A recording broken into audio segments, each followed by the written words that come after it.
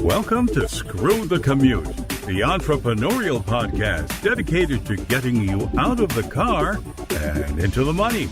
With your host, lifelong entrepreneur and multimillionaire, Tom Antion. Hey everybody, it's Tom here with episode 756 of Screw the Commute podcast. Today we're going to talk about live streaming. Now this can be a great addition to your business to build credibility and connection with your audience, and you can even start right from your cell phone. All right, I hope you didn't miss episode 755. That was social media success tips. A lot of little known things that are going to save you enormous amounts of time and give you a chance of being successful on social media rather than just banging out postings that nobody looks at. That's episode 755. Anytime you want to get to a back episode, you go to screwthecommute.com/ and then the episode number. That was 755, and today is 756 with live streaming.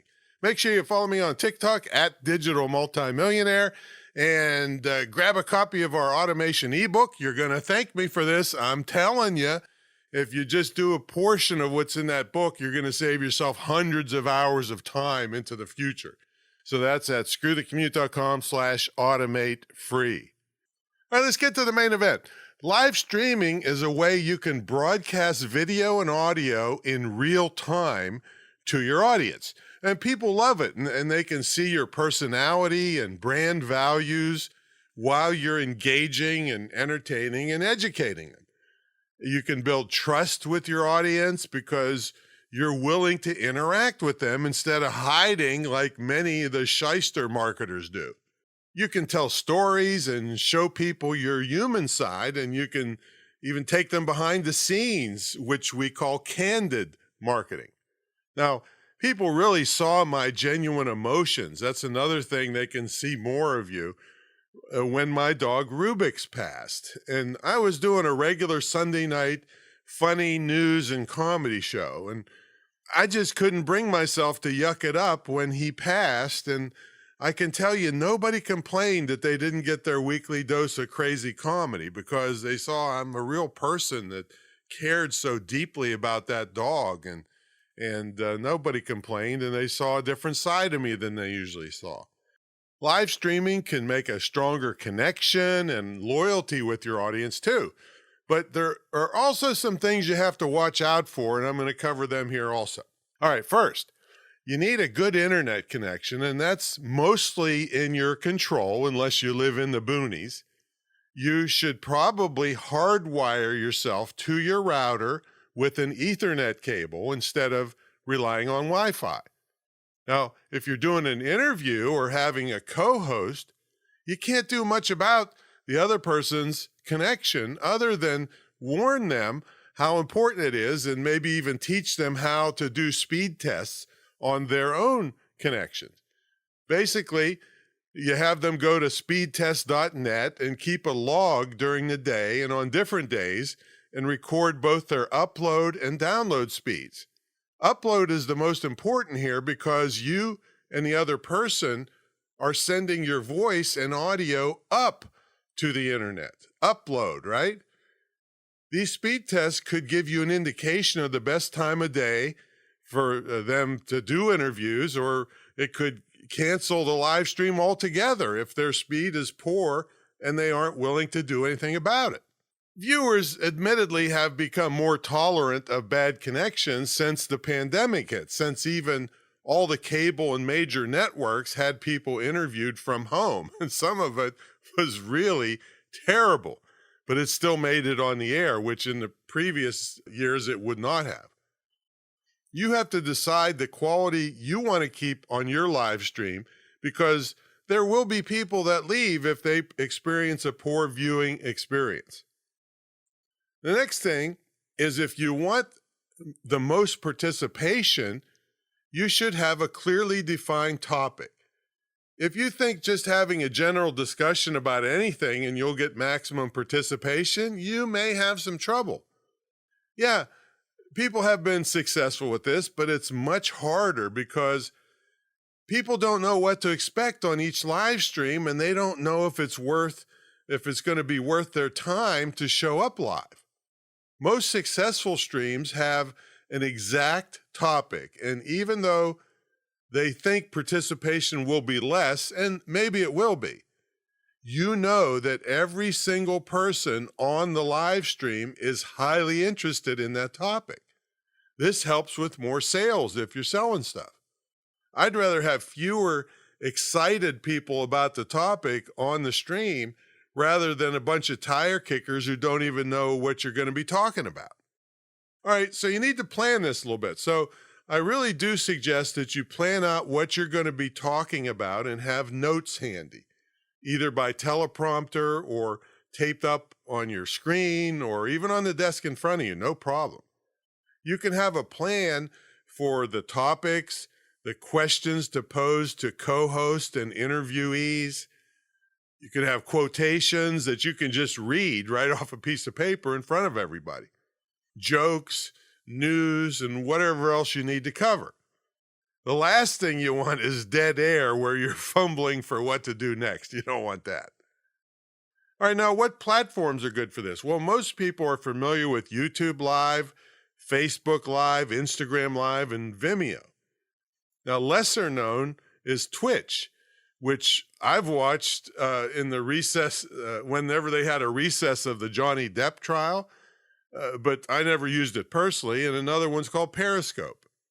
These are considered consumer-grade platforms, and for most of us, plenty easy to use and perfectly acceptable to use and have the least amount of hassle and technical requirements. I mean, you also have companies like StreamYard, which will send your live stream to multiple platforms. That's what I use. In addition, there are super high quality platforms that's beyond the scope of this discussion, but because they take expensive equipment and services and probably a crew to run things for you. Now, if you want to delve into this for your company, just Google live streaming services. Now, one upgrade you can make is Streamlab OBS, but you need to be at least a little technical to make it work. Yeah, and with that, you can have multiple cameras and do lots of cool stuff. And guess what? It's free. It's called open source. Now, I've left some links in the show notes on different platforms and the pros and cons of them. So make sure you check the show notes for this episode. Now, if you want to get really fancy, I left another link for all the high-end equipment you can possibly get to do this stuff if you want to have multiple cameras. And now Streamlab OBS will do multiple cameras, but I mean, if you want to have something that's easier to use but way more expensive, check out that link. If you want to make your live streams more exciting, you add graphics and videos, and you can put great viewer comments on the screen really easily with some of these systems. You can have scrolling tickers across the bottom with extra information. StreamYard does all this stuff, and I'm sure some of the other ones do too. And all of this makes for a more interesting and exciting viewer experience. Now, this is going to get more people sharing to their friends to get more viewers. And you should remind them to share the stream if they're enjoying it. And the platforms, a good platform, will make it easy for them to share.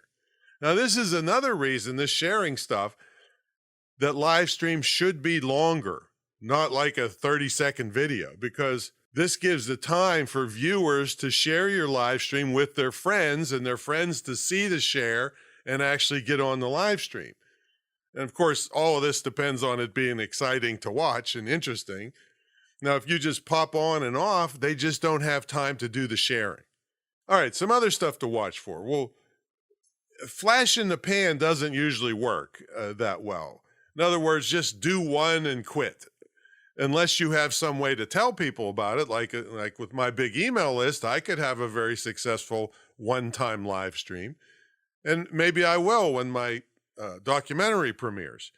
But in general, if it's a regular time, people, like weekly or daily or whatever you're going to do, people can plan to attend and they'll know you're going to be there. See, if they never know when you're going to do it, then you might get virtually nobody watching the stream and you're there with talking to nobody. Now, you can make money with this. Some people use Patreon, GoFundMe, Of course, I'm going to sell my own stuff and affiliate stuff. Those are, there's nothing really spectacular here. That's the same thing as you sell stuff on any other thing. But you do need to keep in mind, you don't want to make the live stream just a big sales pitch, or nobody will share and they'll leave and never come back.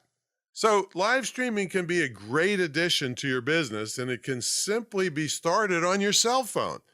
You can do this right on your cell phone, but if you really like it, you can pick up your game and get more equipment and add some more professionalism and polish to your streams, and really make it a significant part of your business. And again, I put a bunch of links in here that'll give you way more details on live streaming and what you need to know and all that stuff. So if you like this and help with the other 1,000 things you need to know to be successful online, check out my mentor program at greatinternetmarketingtraining.com. It's the longest running, most successful, most unique ever in the field of internet and digital marketing. And I have no trouble saying that. And I triple dog dare people to put their programs up against mine, and nobody will, because they'd be embarrassed for all the unique things that you get from this that you just can't get anywhere else. And also, I have a new program on how to be a great podcast guest. I can teach you how to be in front of hundreds of thousands of people with warm introductions and get invited back. And it's way more than just what you do during the interview. And there's loads of stuff there, little tricks and tips, but it's what you do before and after the interview that gets you invited back and impresses the heck out of the host.